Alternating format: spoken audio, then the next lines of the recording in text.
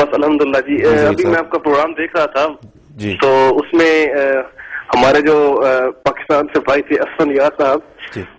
وہ ایک کوشچن کا جواب دے رہے تھے جی. اور وہ بائبل سے انہوں نے یہ ثابت کرنے کی کوشش کی ہے کہ مرزا غلام احمد قادیانی صاحب جو تھے وہ ہم اسی دلیل کو جو ہمیں ماننا چاہیے. جی. تو میں سوال یہ تھا کہ بحیثیت مسلمان آپ بھی اور بحیثیت مسلمان ہم بھی بائبل کو تو ایک اوتھینٹک بک مانتے ہی نہیں اور یہ سمجھتے ہیں کہ موجودہ بائبل جو ہے وہ تو اس میں بہت ساری تبدیلیاں کی گئی ہیں. تو پھر ہم ان کی کسی دلیل کو کس طرح جواز بنا سکتے ہیں؟ اچھا جی ٹھیک ہے. ظہیر صاحب بہت بہت شکریہ آپ کا. آپ برمنگھم سے ہمارے نان احمدی بھائی ظہیر صاحب ابھی بات کر رہے تھے. اسفند یار منیب صاحب کے پاس ہی واپس پاکستان چلیں گے اور انہی سے پوچھیں گے کہ ظہیر صاحب کا یہ جو اعتراض ہے اس کو آپ دور کریں. وہ یہ کہتے ہیں کہ بائبل تو اوتھینٹک نہ آپ کے نزدیک نہ ہمارے نزدیک، بحیثیت مسلمان قرآن سے اس کو ثابت کیوں آپ نے نہیں کیا. اسفند یار منیب صاحب السلام علیکم ورحمۃ اللہ. جی وعلیکم السلام ورحمۃ اللہ وبرکاتہ.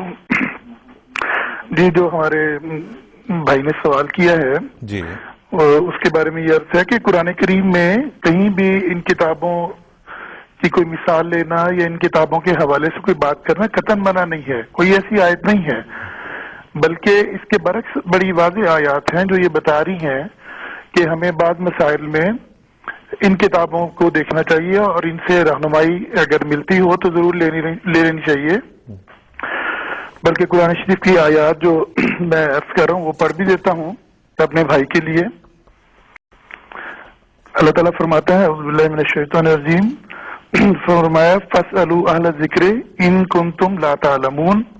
یہ سورہ انبیاء ہے اور 7 اس کی آیت ہے اور بسم اللہ سمیت 8ویں اس کی.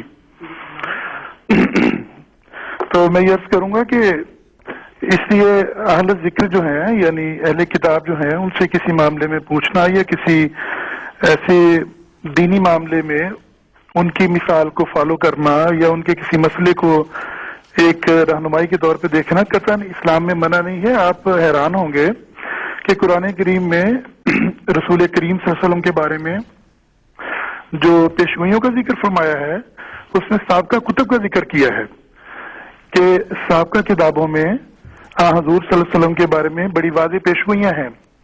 اگر ان کتابوں سے ہم رہنمائی نہیں لے سکتے اور ان کتابوں سے ہم کوئی دلیل نہیں پکڑ سکتے تو بڑی واضح جو رسول کریم صلی اللہ علیہ وسلم کے بارے میں آیات ہیں ان کا کیا کریں گے؟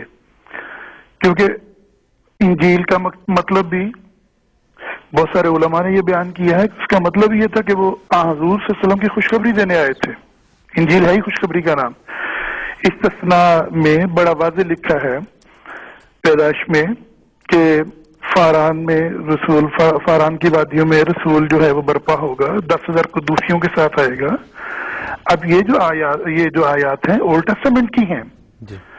اور ہم ان کو پیش کرتے ہیں اپنے ان لوگوں کے سامنے جو اسلام کو نہیں مانتے، جو حضور صلی اللہ علیہ وسلم کی صداقت کے قائل نہیں ہیں، تو ہم انہی کی کتابوں کو ان کے سامنے پیش کرتے ہیں جی. اگر یہ کتابیں حجت نہیں ہیں یا ان کتابوں کے اندر سچائی نہیں ہے تو ہم کس طرح ان کے سامنے یہ معاملات پیش کر سکتے ہیں، کس طرح اس کو دلیل بنا سکتے ہیں. ہاں تحریف ہوئی ہوگی، بہت ساری باتوں میں تحریف ہو گئی ہے، لیکن دیکھنا یہ چاہیے کہ اگر قرآن کریم ان کتابوں کے ان حصوں کی تصدیق کرتا ہے جی. اور ان کو بیان کرتا ہے تو وہ بہرحال تحریف شدہ نہیں ہے. اور جو قرآن کریم سے پتہ چلتا ہے وہ یہ پتہ چلتا ہے کہ بعض مسئلہ احکامات ہیں اللہ تعالیٰ فرماتا ہے بنی اسرائیل کو بھی دیے تھے، تمہیں بھی دیے ہیں، اور مصدقا لما بین یدیکم یا بین یدیکم ہے جو تمہارے پاس پہلے ہے اس کی تصدیق کرتا ہے.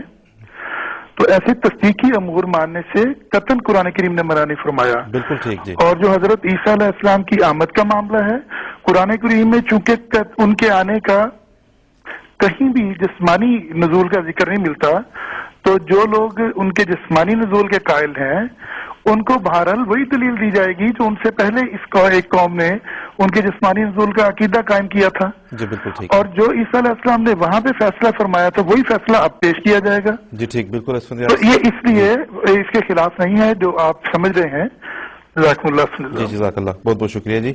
और दूसरा ज़हीर साहब ये भी था कि जो हमारे कॉलर थे जिन्होंने ये सवाल पूछा था, उन्होंने मुअय्यन करके ही पूछा था कि मुझे आप बाइबल में से मिसालें इसकी दें। मोहम्मद खान साहब जी इजाफा करना चाहता था, जो इनकी बात के तसलसल है कि मुहर्रिफ होना, उनका बदला हुआ होना, ये मतलब नहीं रखता कि बिल्कुल बदल गए। कुरान शरीफ ने मुसद्दिक़न का लफ्ज़ इस्तेमाल किया और मुहैमिनन का लफ्ज़ इस्तेमाल किया कि कुरान मुसद्दिक़ और मुहैमिन बन के आया इन किताबों के ऊपर। जो ठीक है उसको ठीक कहता है और जो गलत है उसको गलत कहता है। सब कुछ गलत नहीं है।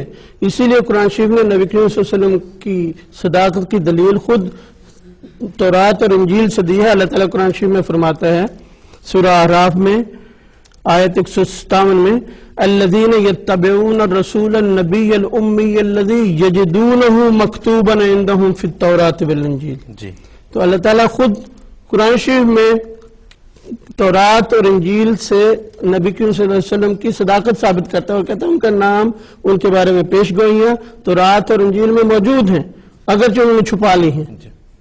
तो जब कुरान शरीफ और खुद खुदा ताला तौरात और इंजील से इस्तेदलाल करता है तो हम क्यों नहीं इस्तेदलाल कर सकते। बिल्कुल ठीक, बहुत बहुत शुक्रिया जनाब।